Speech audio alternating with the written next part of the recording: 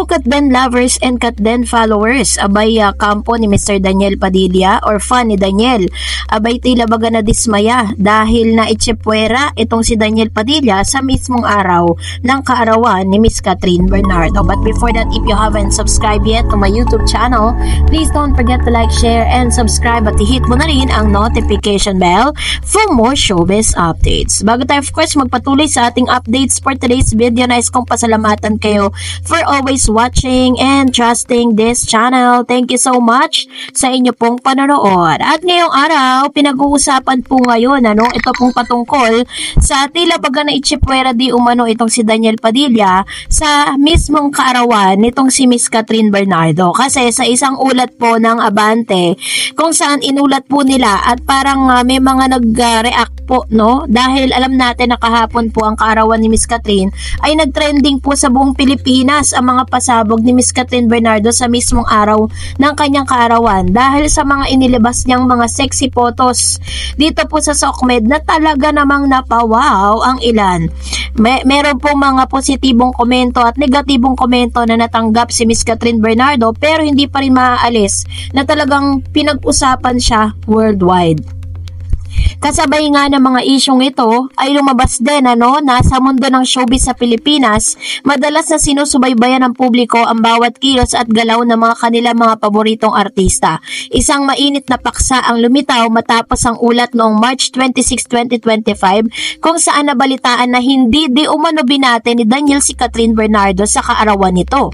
Ang naturang pangyayari ay nagdulot ng iba't ibang reaksyon mula sa kanilang mga tagahanga ang naging paksa ng malawakang diskusyon sa social media at mga entertainment news. Sa ulat na ito, tatalakayin natin ang mga pangyayari, ang konteksto ng kanilang relasyon at ang mga implikasyon ng insidente sa kanilang personal at profesional na buhay.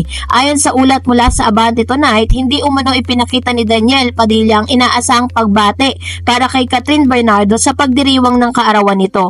Bagamat kilala si Daniel sa kanyang mga pagbati at pagkilos sa social media, tila nagkulang siya sa pagkakataong ito.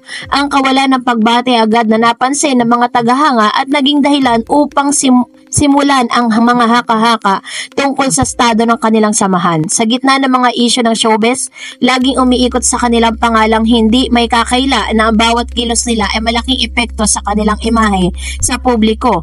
Ang hindi pagbati tinuturing ng ilang bilang isang tahimik na paahayag na maaaring magpapahiwatig ng pagbabago sa kanilang dating matatag na relasyon. So, pinapatunayan lang po dito ni Mr. Daniel Padilla at meron pang mga lumilitaw na bago pa man ang mga insidenteng ito na sina Catherine Bernardo at Daniel ay kilala bilang isa sa mga pinakasikat na love team sa industriya. Pero mula sa kanilang unang paglabas sa telebisyon at pelikula, nakamit na nilang malaking tagumpay at minamahal ng maraming mga Pinoy. Subalit tulad ng karamihan sa mga kilalang love team, nagdaan sila sa mga pagsubok at kontrobersya na lalo ng usaping personal. Maraming taon na silang magkasama sa industriya at naging inspirasyon sa maraming kabataan, ngunit gaya ng buhay, nagbabago ang mga bagay-bagay. Ang hindi pagbati ni Daniel kay Catherine sa mahalagang araw ng kapanganakan nito ay nagdulot ng mga tanong kung mayroong pagbabago or meron nga ba talaga o totoo nga ba talaga ang mga spekulasyon na talagang wala nang ang pakialam si Daniel Padilla kay Catherine at ganoon din naman si Catherine Bernardo kay Daniel Padilla. Kasi marami pa rin po kasi naniniwala na si Daniel Padilla pa rin daw di umano ang tinitibok ng puso ni Miss Catherine, na bagay na hindi pa naniniwalaan ng ilang mga fans, katulad po na ipinakita ni Daniel ngayon na tila baga deadma din kung last year po binati niya si Catherine Bernardo pagtungtong ng alas 12 ng madaling araw ay talagang naglabas na po siya ng kanyang pagbate na meron pong Chinese character na nakalagay na Happy Birthday Chandria. At kasabay nga nito is talagang ang dami pong nag-react. Sa paglabas ng ulat, agad na umusbong ang iba't ibang reaksyon sa social media.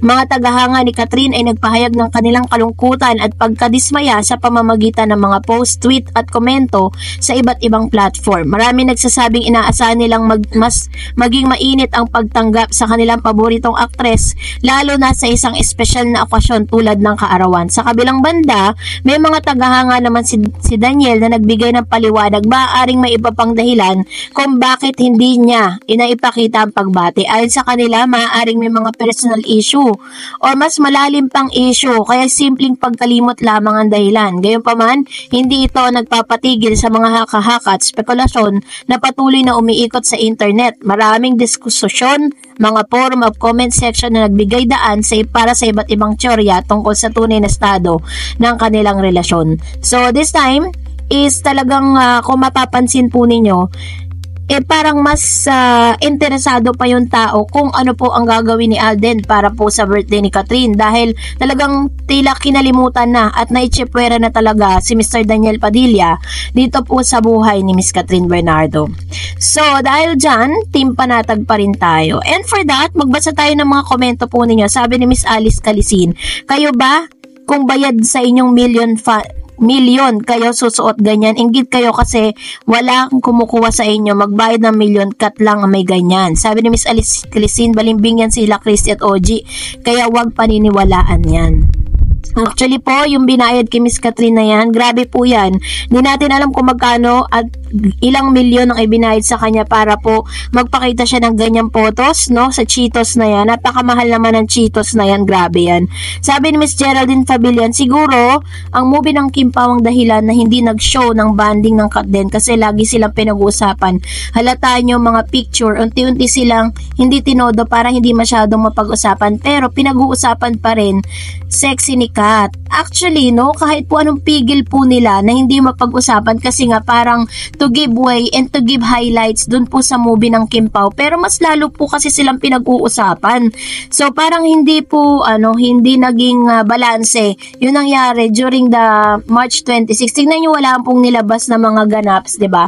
Kung meron ma'am, parang mga mga minors lang, 'di ba? Hindi katulad dati. Sabi ni Miss Rosa na Clary, kasi may dream house sila ni DJ, kaya siguro gusto niya magsarili Catherine. She's 29, kaya niya mature naman ang isip. Kaya lang, kung sarili lang ni Catherine na tapos naman ang dream house ng parents. Ayan. So actually, ang kanya po talagang dream, makapagpatayo siya ng sarili niyang bahay. Kasi yung pinatayo niyang bahay na yun, para talaga sa mga magulang niya na ipinangako niya way back. Diba, kung matatandaan ninyo. And another, sabi ni Miss Shirley Tapar, ang birthday ni Kat private party for family and close friends only, kaya walang post na makikita. Balita ka, isa si DJ sa naghanda para sa parting parting magaganap. Okay lang siguro, grado naman na ilalabas din nila yan pagdating sa tamang panahon. Ayan. So, ito naman yung kanyang komento with regards to this. I don't know kung sino po yung mga naglalabas sa balita na parang si Mr. Daniel Padilla ang create ng party, ganon. Parang si Daniel po kasi ngayon nasa taping po siya ng incognito, 'di ba? And I don't know kasi maging pagbati hindi niya ginawa, 'di ba? Sabi naman po ni Miss Lene Banting, pero kung ngayon nagtambal ang Katniel, ngayon malakas ang pag-usapan sa kanila. Sabi ni Miss Shirley Tapar, wag na natin pansinin ang mga ganyan, normal lang yan kasi superstar siya.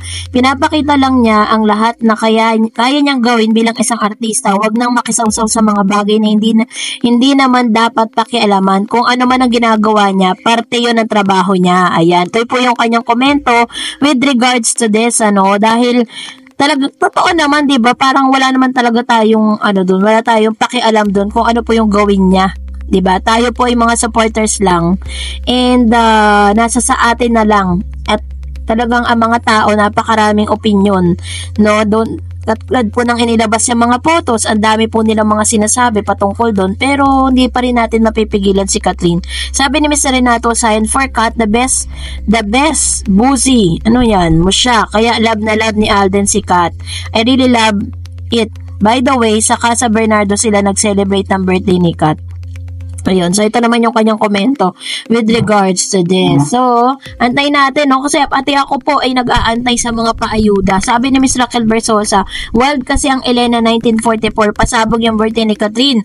Wild, happy birthday Catherine, go be wild asarin match yung mga bashers na yan. Hashtag team panatag Kat din. Alam niyo po, may mga bulong-bulungan na may mga usap-usapan sa SOCMED na ginagawa ni Miss Catherine Bernardo to kasi may possibility po na sa mga susunod na role na gagawin niya, medyo daring, no? So, yun po yung mga naririnig-rinig natin. Parang inihahanda niya yung sarili niya. Sabi ni Miss Ruth Tanyag, alam mo Miss Dar, sa totoo lang, ngayong March 26 ang showing ng movie ng Kim Pao. Pero hanggang ngayon, cut din pa rin ang pinag-uusapan. Natabunan na lalo ang bench body work ang movie. Nakapokus talaga ang mga tao sa dalawa, kay Kat at Alden. Pili talaga nilang hinahanapan ng mapipintas, mailalait. Di tuloy na malaya ng showing na ang movie nila, lalo na nasabay pa sa birthday ni Kat. Ano na kaya ang balita sa first day showing ng movie nila? Nalampasan ba nila ang kita ng HLA sa first day pa lang? Yung black screening nila ni hindi rin napag-usapan, pero may nakita ako sa post na 244 Cinemas Worldwide pa ang nakalagay ng black screening nila. Walang-wala sa Kat din, kahit anong bawal na mga boses ng ABS-CBN sa Kat din na wag munang magpapakita, sila pa rin ang pinag-uusapan kahit nananahimik sila. Ayan, so ito yung kanyang komento with regards to this, which is tama naman, 'di ba? Parang kahit po ano pong ginagawa or ano pilit nila na gusto talaga ang Kim Pao, pero parang ngayon medyo hindi ko alam kung ano na po nangyari sa movie ng Kim Pao, no? Pero ang alam ko po is may mga nagpa-black screening ng mga fan para kay Miss Kim at dito po kay Paolo Abilino. So as long as I have my information with regards to that, babalitaan ko po kayo kung naabot ba nila or na-reach po nila yung na-reach po ng Hello Love Again. And that's it for today. For more videos and updates, please don't forget to like and subscribe, and please don't forget to follow my Facebook page, Dar Eds TV. God bless everyone!